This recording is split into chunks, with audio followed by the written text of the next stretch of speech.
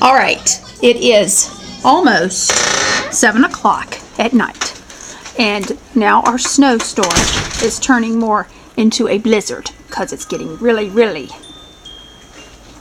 well, you can't see it probably. And there's our snowman we made earlier today, and he looks like he is about ready to fall over. I'm not sure what's going on with him, but now maybe you can see the snow.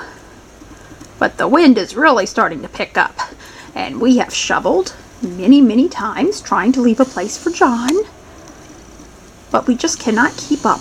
And here comes the snow again. And there's our tree in the front yard and the front porch, and there we go. So this is tonight, and I will take pictures tomorrow.